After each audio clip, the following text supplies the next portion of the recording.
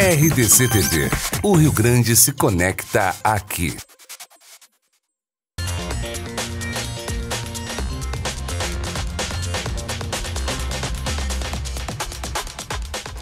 Olá, muito bom dia. Está no ar mais um Rio Grande em Movimento. Nesta sexta-feira, nesse feriado, 7 de setembro, estamos aqui para trazer muita informação para você nesta manhã.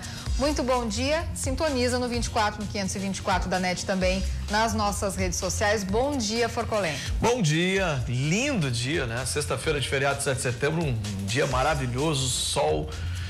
Obrigado por você deixar a gente entrar aí na sua casa, amigo, amiga, em todo o Rio Grande do Sul, em 27 cidades, sedes do nosso sinal.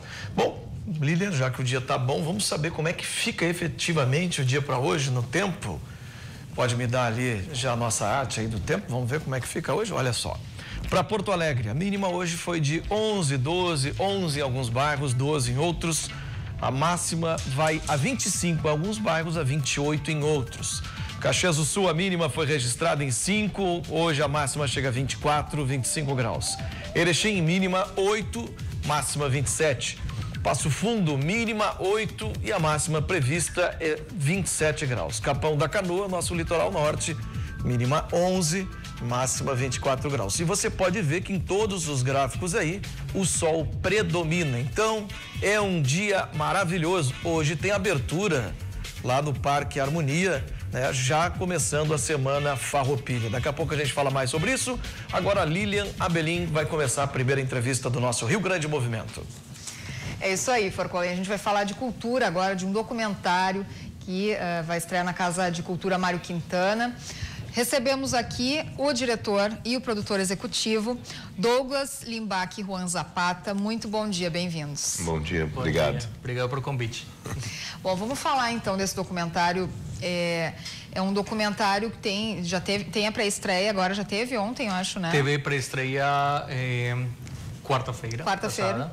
A gente finalizou o filme 2 semanas atrás. Olha só. Saindo do forno, praticamente. Uhum. E venho falando muito para muitas pessoas a respeito de ser minha primeira experiência com um documentário musical 100%. Pois é. Então, é um privilégio, uma alegria também, porque o conceito e o projeto em si, Elo Sul e Elo Música, que é o documentário, nasceram como uma forma de várias pessoas e investidores fazer um gesto de gratidão para o Estado. Gratidão à cultura que deu e proporcionou muitas coisas para eles, e me incluí muito nesse critério e nesse conceito de ser grato por este Estado. Douglas é de Estados Unidos e mora faz 17 anos aqui, 18 anos. Sim, vou fazer. Eu morei 12 anos acá e sempre estou em trânsito, quase nos últimos 15 anos. Então a gente é muito grato com este Estado e era uma bonita homenagem para ser feita musicalmente e culturalmente para ele. Pois é, não teria uma data melhor para a gente falar desse documentário, né? Exato. Nesse 7 de setembro aí, é o dia das nossas raízes. E gostaria então que falassem um pouquinho da história do documentário, o que ele traz, porque a gente sabe que tem uma valorização do regional, né? Da cultura regional e contemporânea também, no Rio Grande do Sul. Eu acho que, como falava, o projeto nasceu como um ato de Elo Sul, de homenagear o Estado, e nasceu muito com esse intuito de valorizar esses artistas do Rio Grande do Sul, transcender o conceito gaúcho para ir para um Estado que representa um país diferente, um país fora do prototipo brasileiro. A gente gravou e trabalhou com 6 músicos, mas a ideia é expandir esse projeto. Uhum. E na visão pessoal minha era mostrar esse Rio Grande do Sul desde uma perspectiva como para que um estrangeiro, para que o mundo entendesse esta cultura, valorizasse esta cultura, sentindo o carinho que a gente tem por este Estado. Então a gente fez uma proposta 100% com essa visão internacional, 100% objetivando comunicar-se com o mundo fora e saindo um pouco desse regionalismo exacerbado que para nós é um pouco incômodo e transcender essas fronteiras. Parece que a música, a cultura do Rio Grande do Sul permite isso, e a gente fala, além de música, de processos criativos e da geografia do Estado e como ele influencia estes artistas e de alguma forma como nos influencia a todos nós. Certo, e documentário Elo Música, então, quanto tempo de pesquisa? Não sei se tu participou da pesquisa também. Não, na verdade eu entrei bem no meio do projeto e foi um prazer de ser convidado e temos uma equipe toda de gaúcho, nós estamos os únicos estrangeiros no projeto, mas foi uma coisa bem interessante quando o Juan me apresentou, eu pensei, é exatamente isso, porque esse estado sempre, tradicionalmente, tem bastante estrangeiro que vem e fica.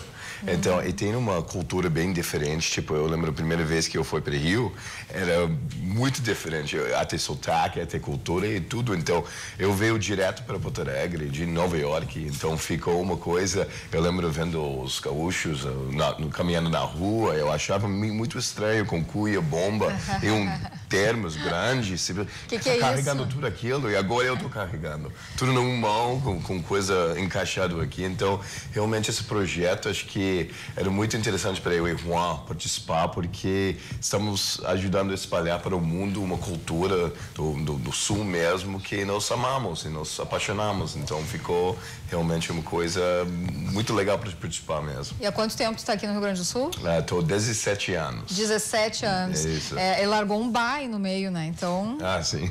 incorporou total. Daqui a pouco vem um tri e coisas do tipo. Juan, vamos falar então, tem grandes nomes, né, nesse documentário, grandes nomes da música gaúcha, quem são? A gente começa o filme com Renato Borghetti, está Cristiano Quevedo, Shanna Miller, está Gabriel Salvage, está Luciano Maia, que é o diretor musical do projeto, da pessoa que concebeu musicalmente o projeto. Sim. Fez um excelente trabalho. A gente tem a Nina Virti também.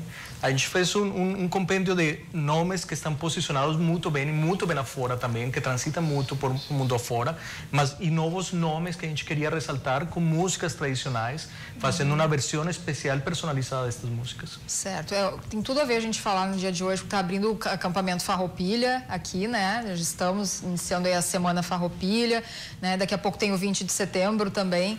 Então, onde é que esse documentário pode ser assistido? Ok, a gente começou com esta pré-estreia, semana próxima entra em cartaz na Casa de Cultura, na Paulo Amorim, na sala Paulo Amorim, e a gente já está projetando e programando o filme para mais 5 países em salas diversas de América Latina. A ideia desse projeto, como eu falava, era levar essa cultura para o mundo, e a gente tem essa responsabilidade e vai levar para fora. E com certeza vão sair convites para outras cidades aqui no Brasil. E tu é de que país, Juan? Sou colombiano. Colombiano, né? Certamente está na lista, então. Vai levar para lá? Com certeza, com certeza. Colômbia sempre é uma prioridade. A gente tem um circuito, trabalha com um circuito de distribuição também, da qual a gente é sócio na Zapata Filmes. E está posicionado em México, em Colômbia, em lugares... Porque acredito muito que essa linguagem, essa cultura se insere muito bem com a América Latina. Há uma percepção e sinto que o cinema, música e demais transita também, se comunica também com esta América Latina, às vezes fica isolado, mas sim. Parte do nosso esforço e parte deste projeto tem que ver com fazer essa conexão, e foi uma visão de quienes criaram o projeto, Eduardo Rocha, Frankie Mussolini, os investidores que estão por atrás do projeto também, pessoas que de uma forma independente acreditam nessa cultura e valorizam essa cultura e levam para o mundo fora. Maravilha. Até porque aqui o Rio Grande do Sul, ele é esse mix também, né, dos nossos irmãos. Aqui a gente tem esse intercâmbio, né, muito forte. O tererê, tudo isso. Exatamente. Eu gosto do tererê também. É mesmo? E é interessante porque quando eu veio para o Rio Grande do Sul, todo mundo entendia muito bem espanhol, e vai para o Rio, as pessoas não entendem tão bem. Então, realmente está misturado, e quando eu viajei para o Montevideo e Buenos Aires, ficou sentindo a conexão que tem aqui no sul do continente. Então, é interessante isso. Pois é. E a Elo Sul? Como é que é a história da Elo Sul também, aqui dentro da cultura? Pois é, esse foi um convite o ano passado, em um dos viagens de visita a meu filho, Miguel, que deve estar assistindo, espero, o programa, que sempre pede para mandar um oi, então, oi filho. Veio um convite em uma das visitas de um grande amigo que é Eduardo Rocha, que estava com este projeto sendo gestado dentro de sua empresa, de um investidor maioritário, querendo fazer esta homenagem para o Estado e querendo fazer um desenvolvimento de vários vários produtos. A gente fez uma primeira série musical com os clipes individualmente, depois a gente fez este documentário porque senti que existia uma qualidade cinematográfica no material e nas entrevistas que foram feitas. Acho que muito do que falam os personagens e dos músicos entrevistados são coisas que a gente sente, que a gente precisava compartilhar para o mundo e para... Acho que quem mais tem que ver o filme realmente é aqui no Rio Grande do Sul. Acho que estamos passando uma problemática na cidade política, social e cultural muito grave e que este tipo de filmes ajudam um pouco para lembrar-nos que é importante esta cultura e que podemos melhorar neste processo.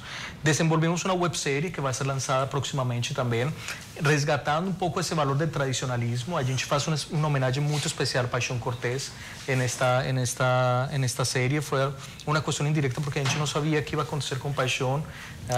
Esperamos que fosse esta homenagem vivo, infelizmente não foi assim.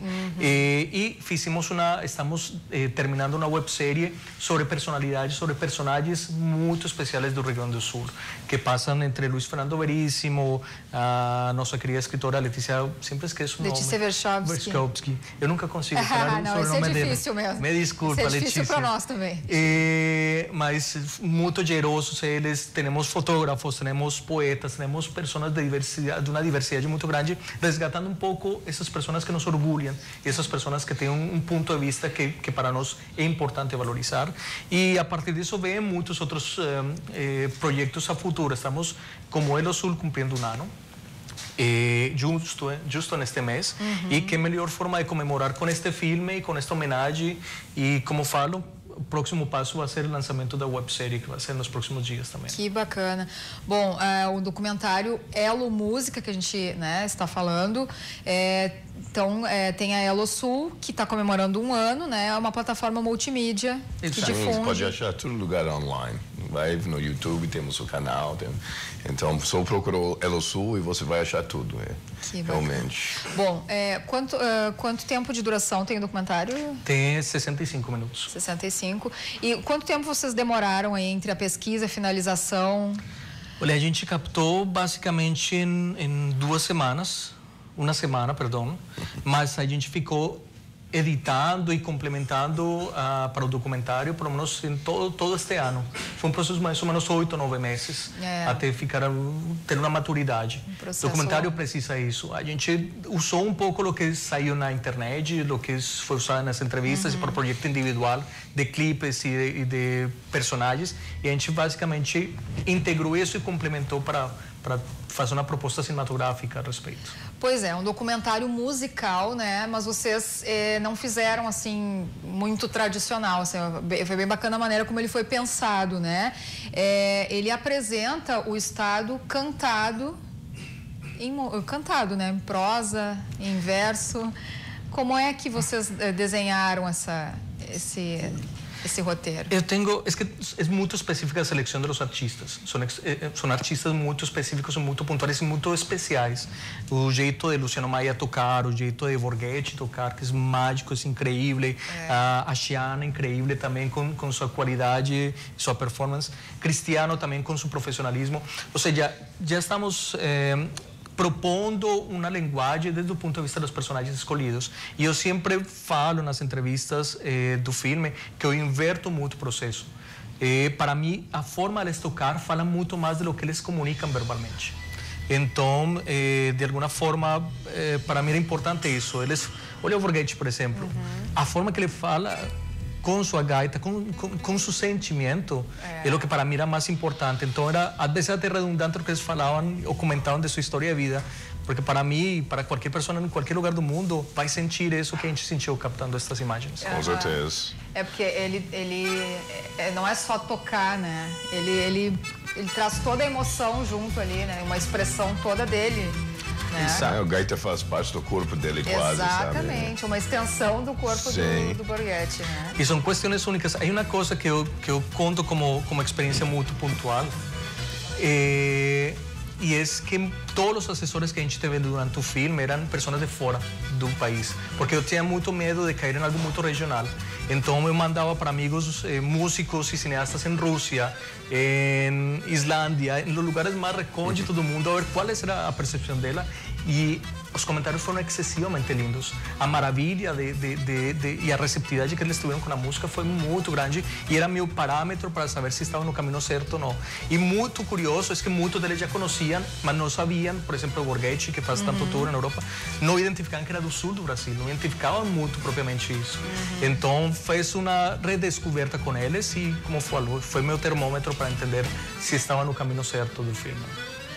E como é que foi, assim, vocês deixaram mais livre para cada artista escolher, né, o repertório que ele queria mostrar? Como é que vocês pensaram isso também? Como é que isso aparece? Isso foi uma liderança que achei muito acertada na direção musical de Luciano Maia. Ele já fez a proposta dos músicos e a proposta das músicas que eles iam tocar. Foi uma seleção pensada completamente para este projeto, para este filme e para o conceito Elo Sul como um todo. E ter o mais impacto possível. E o Luciano realmente gabaritou. Olha aí. Na época que... Aí, bom, você conta um pouco da história, o processo criativo de cada personagem, de cada artista, um pouco de sua vida também e como se insere essa geografia do estado em seu processo de vida, em seu processo artístico.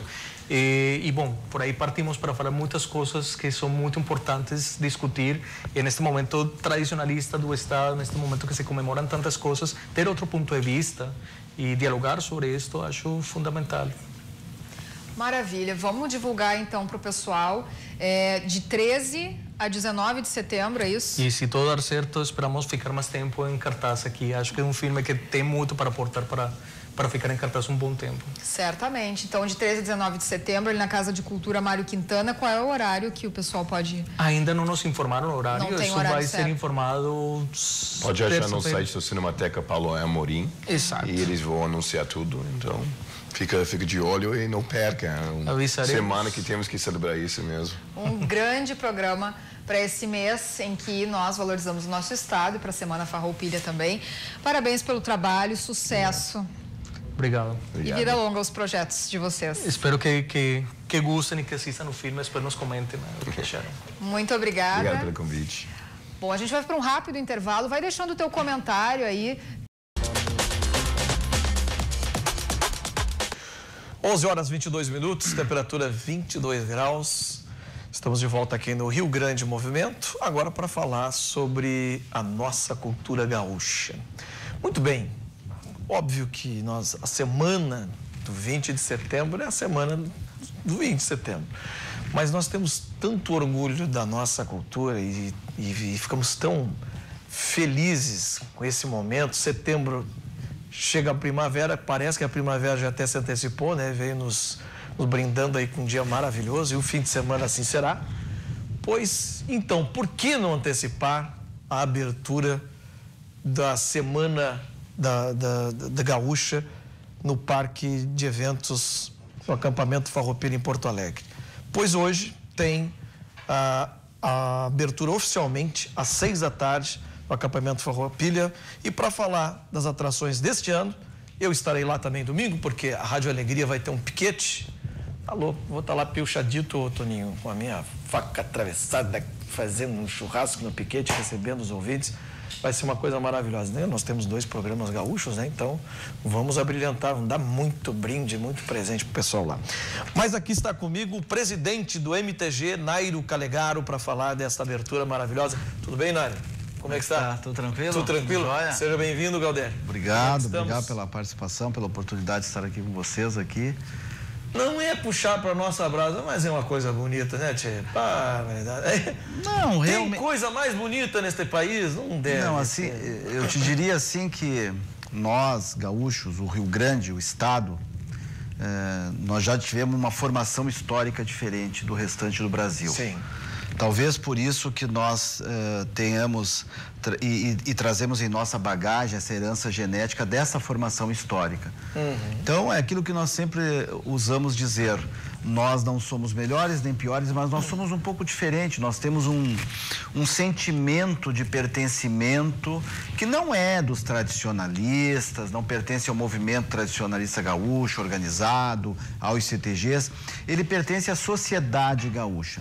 De uma forma ou de outra, todos nós externamos esse sentimento, da forma como tu externaste agora na chamada aqui na entrada do programa, né? Esse sentimento, esse setembro, como tu mesmo, esse setembro que que adentra assim, vem a primavera, vem todo, ele vem muito auspicioso assim, com bons fluidos, né, onde nos remete ao mês do gaúcho, ao 20 de setembro, né, que é uma data histórica, né, uma data de lutas, né, de uma época diferente, de um contexto social diferente, mas se nós trouxermos para os dias de hoje, atuais, algumas causas, a própria Revolução Farroupilha, hoje nós estamos aí com problemas similares em outra dimensão, em outras questões, mas são problemas iguais que nós vemos, problemas sociais, né? Sim. Aquilo que se diz a história, ela não vai se repetir, talvez o fato social ele vai se repetir, mas é importante nós termos esse apego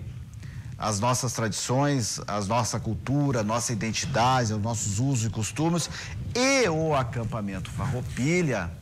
Ali que nós estamos mostrando algumas imagens ali, patrão, e vira uma cidade aquele local, é a coisa mais linda. Sim, tu vê. À noite, aquelas piquetes todos iluminados, é uma coisa linda demais. É uma cidade, como você tu tem 353 hoje que estão acampando, tu tem que criar uma infraestrutura de água, de drenagem, de luz, tu tem que ter segurança. A Brigada Militar está instalada ali com 2 postos ali. A Polícia Civil tem a delegacia, a primeira delegacia, o delegado com a equipe despacha dali. Que legal. Né? Tem toda a segurança contratada do evento, mais a questão de portaria, zeladoria que o pessoal está ali cuidando, né? O comércio, né? Enfim, nós temos um pequeno ambulatório para atendimento emergencial ali do pessoal que tiver algum problema, né? Para depois condução para um hospital, para um socorro, ou seja, realmente tu lida ali com em torno de 3 a 4 mil pessoas que ficam diariamente ali. Existem pessoas que reservam o mês de setembro para morarem ali. Vão para ali com as famílias, com os filhos, levam para a escola, trazem de volta, ficam ali. Ou seja, é uma cidade, uma pequena cidade no coração da capital de todos os gaúchos, que é Porto Alegre. E a gente parece que volta num tempo, né? A gente todo aquele pessoal vestido. E outra coisa, eu tenho 2 programas na Rádio Alegria FM, né? E é uma rádio de raiz sertaneja, ela nasceu sertaneja. E eu fui o primeiro apresentador já em 98, ter um programa gaúcho lá, porque eu sempre trouxe isso pro Beto, que é o proprietário. Cara, nós temos que ter uma coisa gaúcha, né? Na época que tinha ainda a antiga Liberdade, que era uma rádio muito forte no gauchismo. Então, eu tinha 2 programas, de manhã e de tarde. Hoje eu tenho um programa de manhã, das 5 às 7 da manhã, de segunda a sexta, e domingo, que é o churrascão, né? Que a gente chama, que a gente vai das 10 às 2 da tarde. E o churrascão, faz 2 anos já, ele é ao vivo, direto do Parque Farroupilha, que para nós é um orgulho muito grande. Primeiro foi um patrocinador só, hoje nós temos 6 patrocinadores, temos Boticário, tem uma galera ali, a Zimmer que assa o churrasco, a gente faz uma coisa bem bonita. Então, assim, isso nos enche de orgulho, de felicidade, que eu disse outro dia no ar, tem 3 ambientes que você pode criar seus filhos. Quer criar bem os seus filhos, pré-adolescentes, adolescentes, coloca no escoteiro, coloca no esporte ou coloca nas invernadas gaúchas. No CTG. No CTG, porque ali nós temos esses 3 ambientes, são ambientes familiares, de raízes familiares, de valores, principalmente nas invernadas gaúchas, porque os pais estão juntos, as mães estão juntas, é uma coisa muito bonita de se ver. E o ápice é isso aí. Existe um regramento, né? É aquilo que a gente sempre diz, quando as crianças se envolvem com o CTG, às vezes os pais nem se preocupam o que estão fazendo lá, porque sabem o que se faz dentro do CTG. Exatamente. Às vezes eles vão para outra atividade e eles, vou lá ver o que é que o meu filho está fazendo, desenvolvendo, né?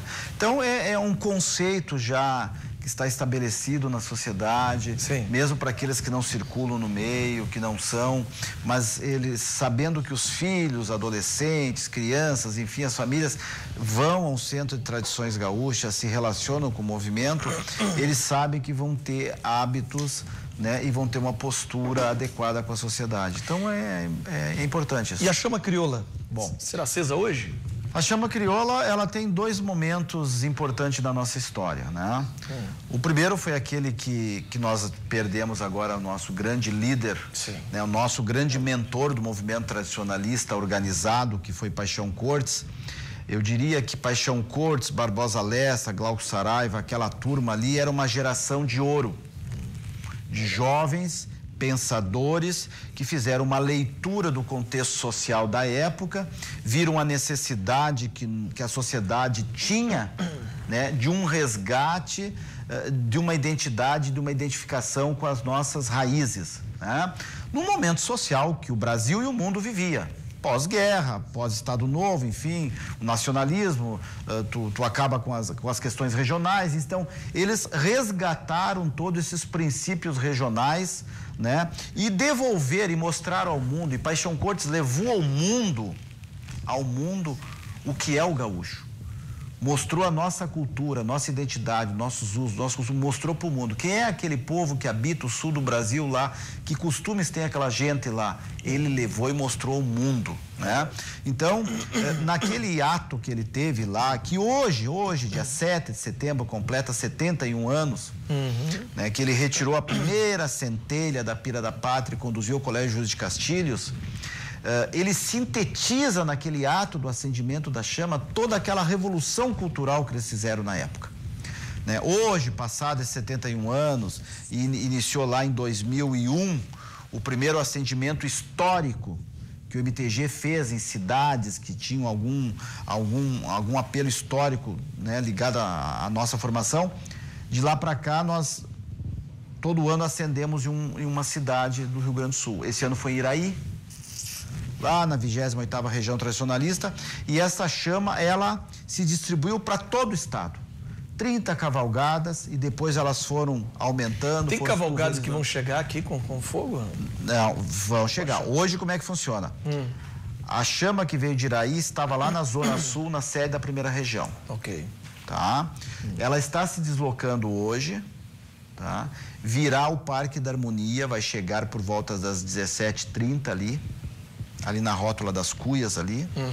Nós vamos repetir com outra turma a cavalo o ato de Paixão Cortes, que é ir na Pira da Pátria, retirar uma centelha, levar ao Colégio Júlio de Castilho. A escola está nos esperando por volta das 17h30 por aí.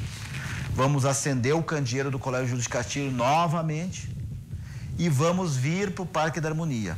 No Parque da Harmonia, daí as duas chamas vão entrar. Tá? E na abertura oficial, elas se fundem e fazem a abertura oficial do acampamento Farroupilha de Porto Alegre. Esta é a chama que depois, dia 14, vai para o Palácio, vai para a Assembleia, o Paço Municipal, o QG da Brigada, vai para a Maçonaria, vai para o Palácio da Polícia, entende? Tem vários órgãos e instituições que vão receber no dia 14 a distribuição em Porto Alegre. Okay. Ou seja, todos são a cavalo, né? Tudo é cavalo, esse percurso tudo é cavalo. Eu esse ano até nunca tinha feito. Esse ano eu vou fazer esse percurso a cavalo em homenagem a Paixão Cortes. Eu vou lá no Colégio de Castilho. Porque um dia antes da fatalidade, do acidente que aconteceu com ele, que culminou com todo esse processo, eu estive na casa dele, reunido com ele, conversando. Já há uns 2 anos eu aproximei o MTG, o movimento dele novamente, e conversávamos várias coisas. Ali eu pude ver que é um homem que deixou um legado, deixou uma obra imensa escrita, uma pesquisa, né? Feita de uma forma muito detalhista e muito cuidadosa que ele fez. Tem muito material ainda de pesquisa que está sob domínio da família e que isso virá à luz da sociedade, antes será publicado. E naquele dia eu assumi com ele em vida um compromisso, eu, pessoalmente, o MTG, de publicarmos uma obra que está praticamente pronto, faltam alguns detalhes de revisão que ele ia fazer, mas agora o filho vai fazer com mais 1 ou 2 pessoas, de um livro que traz mais 100 danças, em torno de 100 danças pesquisadas por ele. A origem, o histórico, como dança, indumentária, né? As partituras, tudo, 100 danças. É um livro que vai dar mais ou menos 700 páginas. Então, nós vamos editar este livro, vamos publicar esse livro, entregar à sociedade. Como ele dizia, aquilo que é pesquisado junto à sociedade, a sociedade deve se retornar e ser devolvida. Então, é a forma, era a vontade dele, sempre ele fez isso, né? Então nós vamos fazer isso aí e devolver à sociedade toda essa pesquisa dessas 100 danças que ele tem, que ele deixou para nós, esse grande manancial de toda essa questão do que nós somos, entendeu? Então isso é importante. Então esse será um setembro diferente, porque é o primeiro setembro, depois de todo esse processo iniciado, que nós não o teremos junto conosco, né? Então vai ser um setembro diferente. Nós vamos fazer uma homenagem no final da tarde para ele no acampamento Farroupilha. Muito justa, né? E homenagens vão se desenrolar durante todo esse período pelo Estado, ou seja, é um momento diferenciado. Não é para nós tradicionalistas, para a sociedade gaúcha, para o mundo. Sim. O mundo, o pesquisador, o folclorista, o historiador, o gaúcho, que acima de tudo pensou o Rio Grande de uma forma diferente, a nossa cultura, e cuidou de uma forma diferente. Aquilo que eu digo, ele era um homem à frente do seu tempo, né? E a própria estátua do laçador, se tu olhar a postura que ela tem, ele está olhando o horizonte? Não. Ele está olhando além do horizonte, aonde a nossa vista do comum não alcança. Essa é a nossa... As pajadas, as músicas, as poesias, é uma coisa linda. Meu patrão, o senhor é o presidente, mas vou lhe chamar de meu patrão carinhosamente, porque, né, o senhor está também nesta... Quantos piquetes nós vamos ter? 353. Isso dá mais ou menos... Quanto mais ou menos circula numa tarde? Olha, assim, o estimado no período agora do dia 1º ao dia 20 é circular 1 milhão de pessoas. Bárbaro. Hoje, dia 7, eu acredito que vai circular em torno de 100 mil pessoas no parque. Porque nós temos o desfile de 7 de setembro. E o dia está lindo. O dia está lindo. É a abertura. Nós temos a orla que atrai 30, 40, 50 mil pessoas num dia como hoje. Ou seja, nós temos incrementos da circulação de pessoas. E ali tem tudo, tem praça de alimentação, tem armazéns. Tem tudo. O velho armazém, aquele... Tem de tudo, artesanato. Só não tem farmácia ali ainda. É verdade. Mas tem mercado, tem açougue, tem artesanato, tem restaurante, tem churrascaria, tem lanche, tem de tudo ali dentro. Ô, Toninho, deixa eu te avisar uma coisa que eu vou fazer para não te pegar. Eu vou ficar em pé, tá? Me dá teto aí, que eu quero cumprimentar esse patrão em pé. Senhor, vamos lá. Como a aurora precursora do farol da divindade, foi o 20 de setembro, o precursor da liberdade. Mostremos valor, constância nessa ímpia e injusta guerra. Sirvam nossas façanhas de modelo a toda a terra, de modelo a toda a terra, sirvam nossas façanhas de modelo a toda a terra. É assim que eu queria lhe cumprimentar. Então tá bom? Sucesso pra nós e obrigado. Vou estar lá domingo, o senhor vai estar lá domingo? Vamos lá, vamos estar lá. Então tá bom, a gente se encontra lá. E assim eu passo a próxima entrevista para Lilian Abelim. É isso aí, Forcolim. Agora, das comemorações farroupilhas, a gente passa a falar do Dia da Independência, do dia 7 de setembro. A gente vai conversar tudo sobre a data e também contextualizar ela agora para a atualidade com um professor de História que está aqui conosco. Daqui a pouquinho, depois do intervalo, a gente já volta.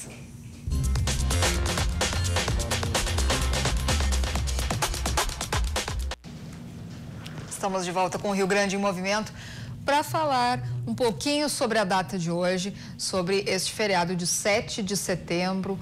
A gente está recebendo aqui o professor de História Raul Rebelo Vital. Tudo bem? Bom dia. Tudo bem, prazer estar com vocês, Lilian. Bom, vamos falar um pouquinho dessas comemorações, né? A gente tem agora nesse 7 de setembro um pouco... Ele vem, assim, um pouco atribulado, né, com os acontecimentos que temos aí recentes, incluindo agora com um dos candidatos à presidência da República, né, que inclusive nós vamos tratar aqui daqui a pouco, Jair Bolsonaro, que foi ferido aí durante a campanha eleitoral e está tendo uma repercussão internacional desse fato, né? Então, eu queria que já o senhor iniciasse comentando a data de hoje, inserida nesse contexto político em que nós estamos agora neste momento. Bom, eu acho que como brasileiros, nós nos acostumamos desde sempre a convivermos com momentos sistemáticos de crise, né? Talvez seja difícil nós rememorarmos a história desse país e pensarmos em algum momento em que crise não fosse uma palavra posta diante dos acontecimentos decorridos em determinados momentos da nossa história. Atualmente nós passamos por mais um desses momentos de crise e essa crise se manifesta de diversas maneiras, né? Ela se manifesta diante de um momento polarizado da nossa política. E esse momento, ele vem acontecendo e se dando de forma mais intensa e sistemática desde a deposição da presidente Dilma, né? Ao meu ver, por intermédio de um golpe. E nós temos um processo eleitoral onde essa polarização tem ocorrido de forma bastante sistemática. Bem, em relação ao candidato Bolsonaro, né? Nós tivemos na figura do Bolsonaro e temos na figura do Bolsonaro um desses espaços de polarização, né, onde esse discurso relacionado a questões de violência, de uma forma mais incisiva em termos de manifestação de soluções mais à margem da democracia, tem ocorrido de uma forma regular, né? Lamentável que nós estejamos passando por um momento desses onde a democracia acaba sendo posta em jogo quando se tem um desses candidatos, independente do seu discurso, atingido por essa situação de violência dentro de um processo eleitoral que deveria ser um processo que, pelo menos em tese, né, poderia estar sendo disputado no plano das ideias, no plano dos projetos, e lamentavelmente não é isso que está acontecendo, né? Historicamente, temos algum momento em que houve algum episódio semelhante a esse aqui no país? Nós tivemos na década de 50, durante o governo do Getúlio, um atentado a um político chamado Carlos Lacerda, né? Esse atentado ficou conhecido como o atentado da Rua Toneleiros.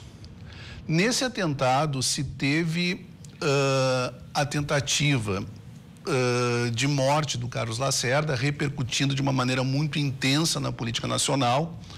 Naquele momento, o próprio Getúlio Vargas foi acusado de estar envolvido nesse processo, né? E o que acabou acontecendo a partir desse atentado foi um momento de polarização maior da política nacional na década de 50, levando a um indício de deposição do Getúlio Vargas em função de um suposto envolvimento, e isso foi interrompido com o suicídio do presidente por volta de 1954, né? E esse atentado é retratado muito numa obra do Rubem Fonseca chamada Agosto, né? Que é onde literariamente ele transpõe esse atentado de uma maneira literária, né? Uhum. Pois é, isso agora não a gente tomando esse episódio como exemplo, mas não se sabe o que pode acontecer, né? É muito cedo até para falar o que isso pode acarretar, né? Agora, a partir de agora, na campanha dele, inclusive, né? Mas a gente ainda está muito incerto, né? A data em que isso ocorre uma data, está muito em cima do dia da votação, né? Não se sabe o que pode acontecer. A esperança, na verdade, é que a nossa democracia demonstre a sua força para além de acontecimentos pontuais, individuais e isolados como esse, né? Pessoalmente, eu não acredito que exista alguém encomendando politicamente absolutamente nada nesse momento, né? Eu acredito numa ação isolada, né, de uma pessoa que, por alguma razão, em situação de desequilíbrio, cometeu, né, esse gesto condenável. Certamente. Mas que, para além desse gesto condenável, entendo que nós tenhamos um país a cuidar, um processo eleitoral em andamento e que esse processo permaneça com a transparência que é merecida a ele, né? Não dá para se pensar que se possa interromper um ciclo de democracia ou um processo eleitoral da magnitude, da importância que é esse processo para a política brasileira por conta de um ato isolado de um indivíduo desequilibrado, né? Certamente não, mas isso é um fato muito marcante, né? E acredito que também reflete muito em como se dá o tratamento também. É claro que foi um fato isolado, mas a gente, pela repercussão que teve, os comentários que tivemos, também reflete um pouco do pensamento político bem equivocado de muitas pessoas que nós temos aqui no Brasil, né? De muitos brasileiros. Eu também queria que tu comentasse um pouco sobre isso, né? Do nosso cenário eleitoral, historicamente falando, né? como ele se encontra agora, atualmente também, o olhar do eleitor hoje no país? É muito difícil da gente compor um quadro sobre esse processo eleitoral propriamente dito, né? Porque ele é um processo ainda muito incerto e muito em aberto. Nós temos nesse país, ao meu ver, um problema bastante sério na relação de nós, sociedade, com as instituições políticas, na medida em que essas instituições políticas, elas são muitas vezes desacreditadas por nós próprios. E o que acaba acontecendo e o que acaba sobrando nessa relação de descrédito com essas instituições é muito mais uma relação individualizada, uma relação de respostas rápidas, curtas e pouco eficientes a crises que são muito maiores e que só seriam resolvidas com uma democracia plena. Então, o que acaba acontecendo em relação ao nosso comportamento político muitas vezes? Nós nos colocamos num clima de enfrentamento para além das instituições, não respeitamos os espaços de democracia, não respeitamos as próprias leis que deveriam regular as nossas ações e, por conta disso e por consequência, nos colocamos em situações extremamente perigosas quando, no nível de polarização como esse que nós estamos vivendo, nós acabamos colocando em xeque processos eleitorais, processos políticos e repercutindo de forma absolutamente negativa, tanto no plano local quanto no plano internacional, a nossa própria imagem enquanto nação, enquanto sociedade, né? Pois é, tu falaste em polarização, a gente justamente, né, tinha como polos aí o Bolsonaro, que agora tem, né, ameaçado aí a sua candidatura, a sua participação, né, nessa eleição. O Lula era outro polo também que já não está mais participando desse processo eleitoral, né? Eu queria que tu comentasse um pouco deste momento da política no Brasil e como tu retrata ele na sala de aula, né? Tu que é professor tanto em universidade como também em escola, né? Como é que isso está sendo retratado agora? Porque nesse ano eleitoral tivemos muitos acontecimentos, né? Tivemos notícias de corrupção inúmeras, né? Tivemos aí desmantelamento e através de operações, mais operações. Tivemos também o episódio do julgamento do ex-presidente Lula no tribunal aqui de Porto Alegre, no TRF4. Enfim, é um momento de crise política? Sem dúvida. Eu entendo que essa crise tenha sido desencadeado com o rompimento da institucionalidade, que se temos um questionamento a um processo eleitoral, né, que foi um processo já polarizado na eleição da presidente Dilma em 2014 e que acabou se agravando no decorrer da crise do seu próprio governo. Bom, em relação ao tratamento desses processos em sala de aula, eu acho fundamental que essas questões sejam debatidas abertamente, francamente com os alunos, mas acima de tudo dando condição para que esse aluno possa refletir isso com uma amplitude maior. Né? Quer dizer, trabalhar só conjunturalmente esses elementos, eu entendo que não contribuam de uma maneira mais plena para que esses alunos consigam efetivamente construir uma noção histórica de um processo que não se inicia neste momento, no ano de 2018, e que também não se pode dizer que tenha iniciado única e exclusivamente no ano de 2014. Mas, acima de tudo, é um processo que vem se arrastando e vem se constituindo desde que nós nos formamos como Estado. Então, para que esses alunos possam debater questões contemporâneas com mais propriedade, com mais apropriação, para além de opiniões pessoais, é importante que a gente entenda como é que se forma o Estado brasileiro, como é que ele se constitui, quais são os seus diferenciais, de que maneira nós nos constituímos como nação, de que maneira a sociedade brasileira acabou se estruturando da maneira como ela se encontra hoje. Então, para isso, é importante que esse aluno tenha clareza de que nós passamos por uma independência diferente de outras nações latino-americanas, enquanto em outras nações latino-americanas nós tivemos um envolvimento popular bastante significativo nos seus processos de independência. No Brasil se teve um acordo entre elites para que essa independência pudesse ocorrer. Nós temos que falar sobre a herança colonial que nós tivemos nesse país durante longos anos e que se manifestou na forma como se constituiu o Estado brasileiro e as relações de poder.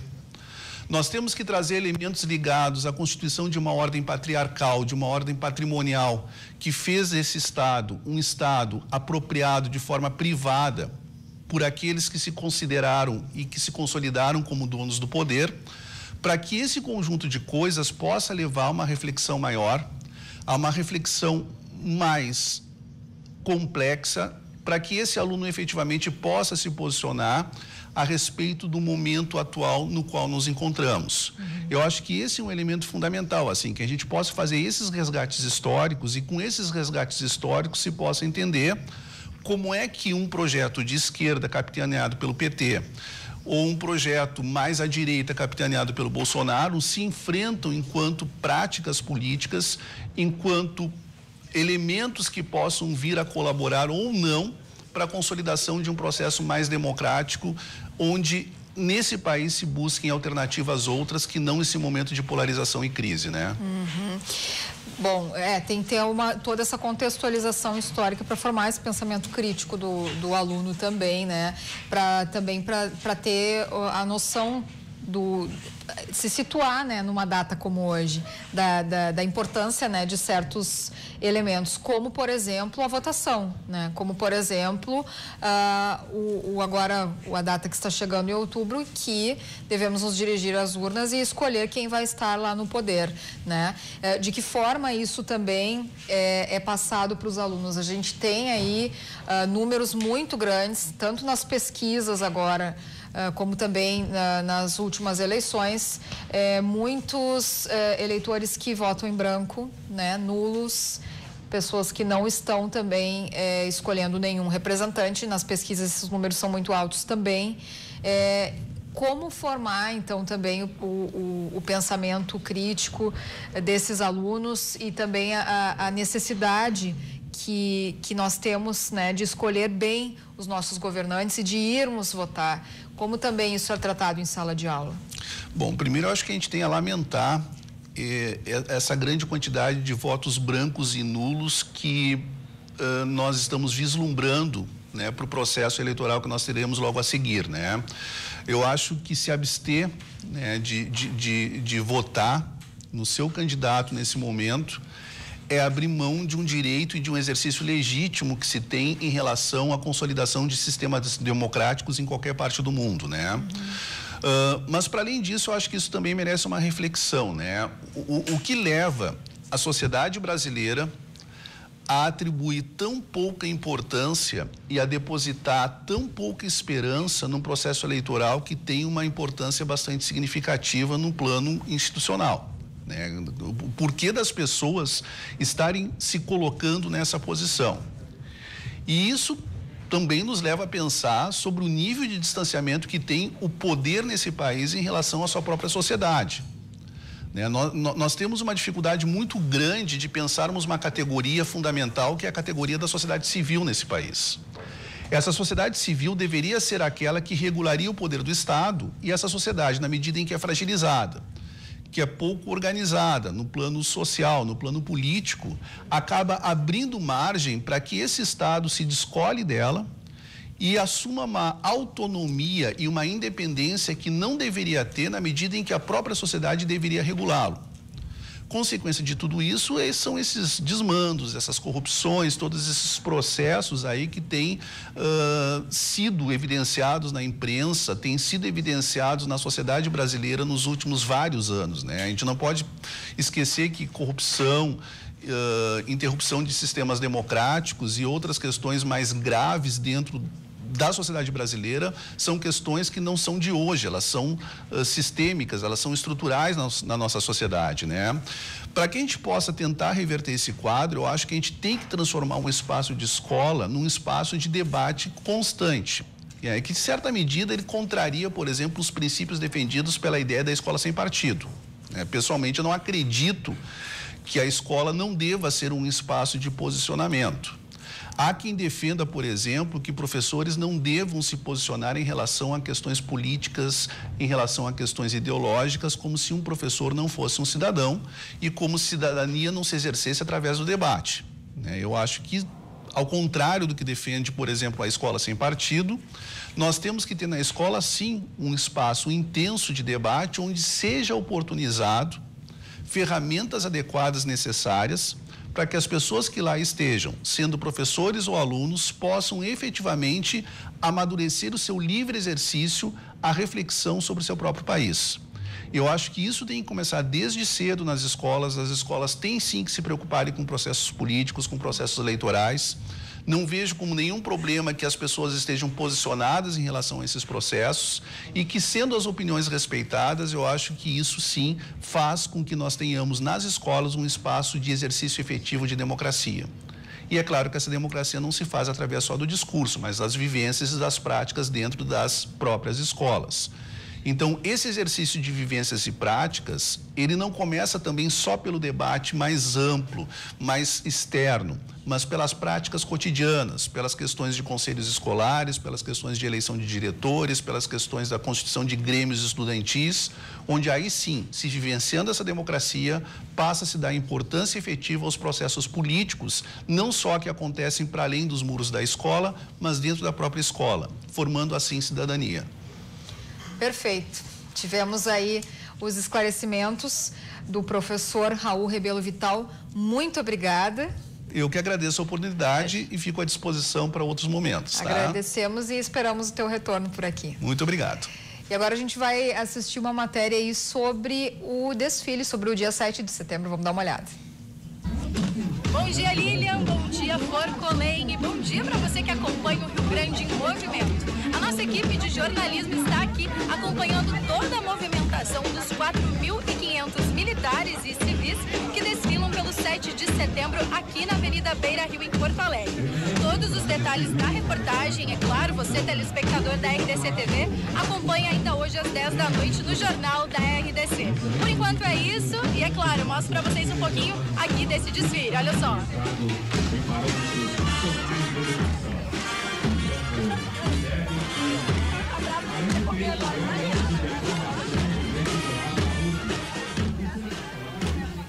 Que lindo, né? Isso aí. Faltam agora falta um minuto para o meio-dia. Nós estamos com 21 graus a temperatura, tempo excelente. Vamos para um breve intervalo e daqui a pouco já voltamos.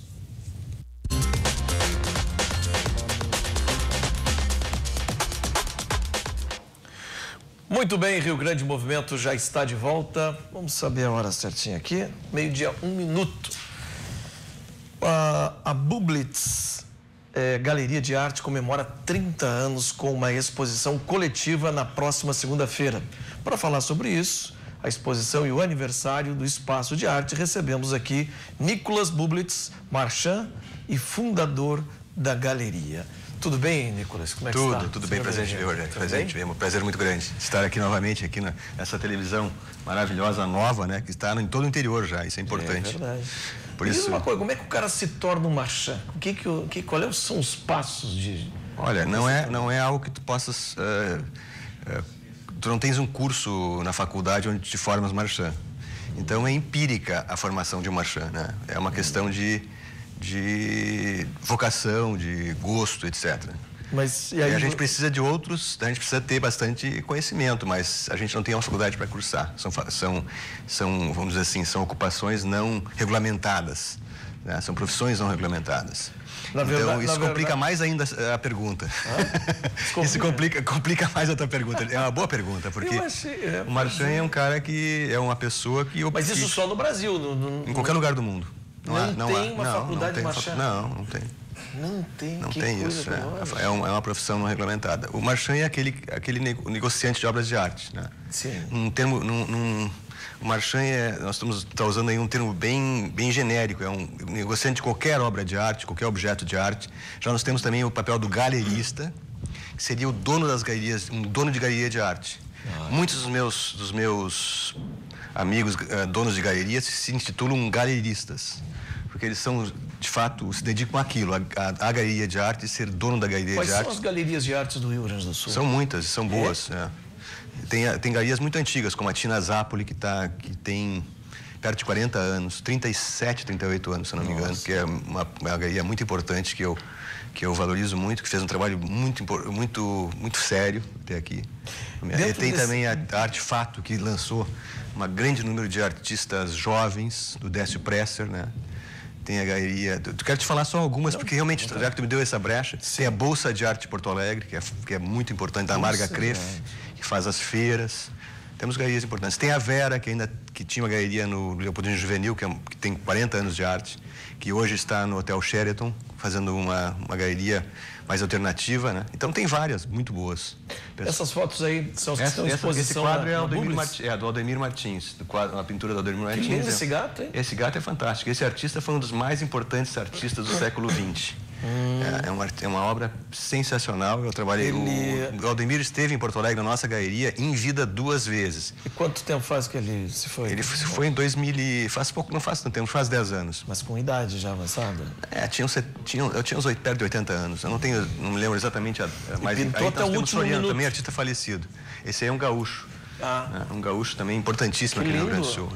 Antônio Soriano, ele teve uma carreira muito importante, é um dos mais copiados aí da arte gaúcha. Né? Que lindo, esse também parece que ele está na varanda dele lá, botou as frutas na mesa e dali ele vê o vizinho. Essa obra retrata bem o coletivo, o nosso inconsciente coletivo, né? É uma obra que tu vê que é no Rio Grande do Sul, não é? Ou que é nos Pampas. Eu acho que tem esse lado meio gaúcho. Aí nós temos outro. Aí sim. Armando Gonzalez. Esse é um uruguaio que mora em Porto Alegre há muito tempo e fez 60 anos de pintura na minha galeria este ano, em março. Uma exposição maravilhosa. Ele retrata com muita finesse os artistas, o Rio Grande do Sul. Fazia tempo que eu não ouvia essa palavra, finesse. Mas é um finesse. Mas claro, isso aí não é fino. Aliás, a nossa cultura gaúcha é muito fina. Se souber colocar, ela é muito bonita, né? Que lindo também. Eu sou fã dos nossos gaúchos. Agora é abstrato. Não, esse não é abstrato. Esse é um figurativo, mas não tão quase abstraindo, né? Esse aí é o Carlos Sclier. Fundou o Clube da Gravura de Porto Alegre, foi um dos mais importantes artistas da história do Rio Grande do Sul. Esses quadros todos que nós estamos vendo estão à venda lá? Estão à venda, são do nosso acervo. E aí? Carmen Medeiros, uma artista também importante, que hoje ela é dona de uma galeria de arte em Porto Alegre também. Então, temos vários aí artistas bacanas. E aí? Aí nós temos Cláudia Stern, uma escultura. Cláudia Stern. Cláudia Stern é uma grande escultora gaúcha. Nós vamos estar mostrando também o Vasco Prado, né? Que é o papa da escultura do Rio Grande do Sul. Aí nós temos Érico Santos. Esse artista é um sucesso. Colhendo algodão.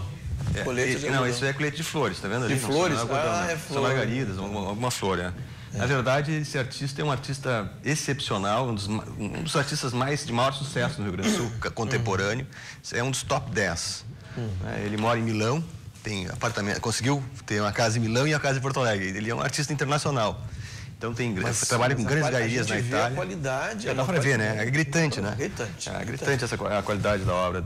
Não tem. E os planos também, né? Os 3 planos, a profundidade. Exato. Nós temos aí uma profundidade muito grande. Exato. Aí nós temos Flávio Cholas. O Flávio Cholas, meu amigo. Conhece? Já foi lá conhecer o espaço dele. O cara é... Eu tenho um livro, aquele livro gigante que ele tem lá. Esse é um grande investimento em obra de arte. Sabe que eu tenho um livro que eu tô lançando agora na Feira do Livro, Como Investir em Arte no Brasil. Aquele local e o Flávio Cholas é um grande investimento em obra de arte. A gente não tem a foto do o local dele é fantástico. Exatamente. Ele tem eu tenho que contar um pouco a história, que o pessoal não conhece essas coisas. Vale a pena, é uma mas viagem. Deixa eu te contar que é um forte Apache aquilo lá. Corta pra cá primeiro, antes de mostrar o resto, porque nós temos que contar essa história. É um negócio que tem 3, 4 pontas, né? E fica em cima do morro, numa colônia. Mas é o morro mais alto que existe. No platô do morro. Daqui até Gramado é um platô enorme. Daí tu enxergas Porto Alegre. Em direção a Santa Maria do Herval. A RS ali, não me lembro o nome daquela RS, que eu uso muito para Gramado. Muito bacana aquela estrada. Porque você vai asfaltar, só pega 8 quilômetros de chão, o resto é tudo asfaltado. Isso mesmo, é um belo... Eu gosto de ir por dentro. Eu também gosto. Então, quando ele fez aquele lá, todo mundo... Nossa, acho que abriram uma seita aqui, abriram um negócio, não sei. Todo mundo apostava nisso, apostava naquilo. E era uma galeria de arte. É um castelo, na verdade. É um castelo, uma espécie de castelo, toda em madeira. Aquilo me lembrou, sabe o que me lembrou? Ele vive, porque ele tem uma outra na BR-116, ele tem uma outra, na casa dele mesmo, tem ali uma galeriazinha de arte que ele faz.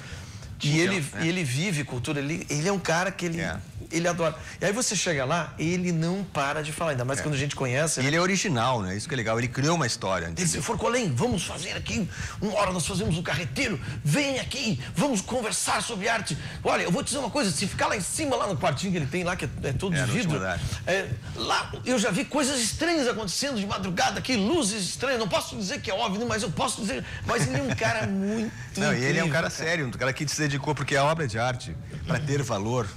Sabe de quem ele é parente, né? Não. A família Lima. Ah, é? Da música da família Lima. Hoje não sabia, não. O menino que é casado com a Sandy, ele é sobrinho dele. Ah, não sabia disso. Eles são todos... É que os Choles ali, eles eram donos de muitas coisas. Ali no Bonreuter, que é uma cidade, e Santa Maria do Herval. E aí tem aquela colônia de férias ali, que é a Picada Verão, que eles chamam. 7 cascatas da família deles e que a família Lima administra hoje, né? Então o Lucas, esse menino que é casado com a Sandy, eu conheço eles desde piá, como a gente diz, né? Desde piazinho, eu ia lá quando o pai dele era vivo, o vô Choles. Sim. E ele deixava nós colher goiaba e bergamota e a gente tomava banho nas cascatas, mas tinha que pedir pro velhinho, porque senão ele ficava louco, ele te corria com o facão. Então, assim, a gente ficou muito amigo e desde aquela época eu já sou amigo dele. O Flávio Choles é um artista que se dedica uma vida inteira para a arte, né? Ele desde sempre, quer dizer... Então, isso é muito importante. Quando a gente investe em obra de arte e está falando de obra de arte de valor, nós temos que ver uma história, né? A história que acompanha e é o que o artista conseguiu criar. O Choles, ele sempre diz, fale da sua aldeia e fale, você falando da sua aldeia, você fala para o mundo, né? A obra de arte em geral, ela é muito local. Sim. Né? É muito retrata regional. Sempre algo local. Sempre há alguma coisa da vivência, da realidade da pessoa. E isso que faz dela ser tão original. E o pai dele, quando ele começou, porque eram colonos, eles eram colonos, eles plantavam. E o pai queria todo mundo, né? Não, eu sou artista. E o pai xingava ele alemão. Isso é coisa de vagabundo. Tu para com isso, eu vou ter que dar um laço uma hora que eu vou te endireitar. Então ele conta essas coisas, é muito engraçado. Sabe que eu também vou te contar uma história interessante do meu pai. Meu pai é uma pessoa que sempre me ajudou muito, uma pessoa que eu tenho, a mais generosa que eu conheço. Ele foi uma pessoa que sempre me estimulou muito. E eu fiz 2 faculdades e pós-graduação e eu estava morando em Paris, eu era conselheiro jurídico, quando eu decidi largar tudo para vender obra de arte. Quer dizer, eu já fazia isso paralelamente na minha vida, comecei com 19 anos, trabalhei na primeira galeria de arte por acaso. E aí fui me apaixonando por isso, né? E eu fiz uma formação acadêmica, comecei a trabalhar e eu larguei para montar para começar a vender arte, que era o que eu queria. Meu pai também ficou muito bravo naquela época. Não porque ele queria o melhor para mim, não é? Então ele achava que aquilo era muito alternativo. Que aquilo era uma coisa mais marginal e que não poderia ser que eu ia ter uma vida mais... Eles têm que continuar aí fazendo, tu já te formou, tu é conselheiro jurídico, eu tenho bacharelado em Direito da Universidade de Paris 1, Panteão Sorbonne e tal, então eu estava lá bem organizado e voltei. Olha que coisa linda! São todas obras. Essa artista é uma artista muito importante de Caxias do Sul. A Jane Deboni. Ela é professora, né, da Universidade de Caxias do Sul e ela tem um talento extraordinário. Também uma artista dedicada à arte, né? Uma vida dedicada à arte. Eu vou ela trazer desenha o Flávio muito bem. Agora tu fez eu vou trazer o Flávio é uma figura. Você tinha que estar junto aqui. Eu gostaria de estar, eu me dou muito com ele, eu aprecio muito o trabalho dele pela originalidade. Aí nós temos João Carlos Bento.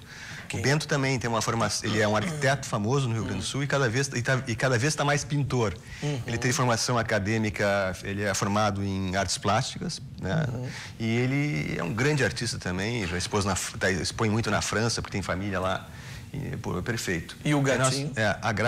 A Graça Craide, não sei se tu conhece, ela é uma artista também bem legal, bem importante.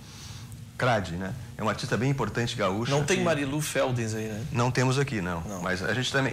Sabe que eu trabalhei com mais de 100 artistas. Nós tivemos que selecionar 30 porque eram 30 anos, mas peguei, assim, os mais atuantes, né? Os que estavam mais presentes. E agora também.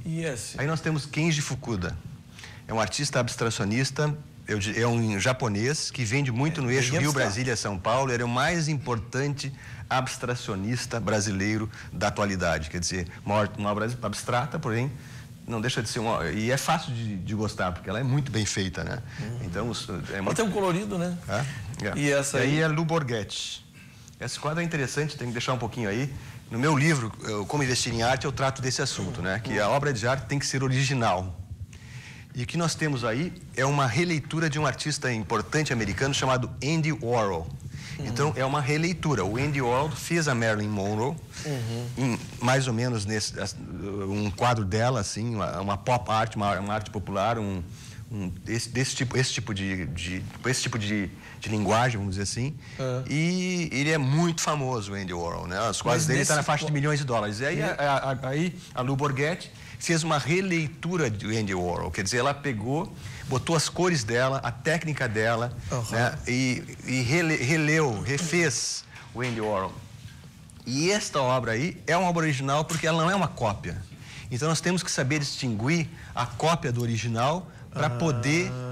Mas uma releitura tem valor na obra, no mercado de arte. Agora, uma cópia não. E como é que você assina uma releitura para ela não se distinguir da cópia? Assina com o seu nome, né? Tá, não, mas eu digo, ele pede permissão para o outro artista? Não pede porque é uma obra original única.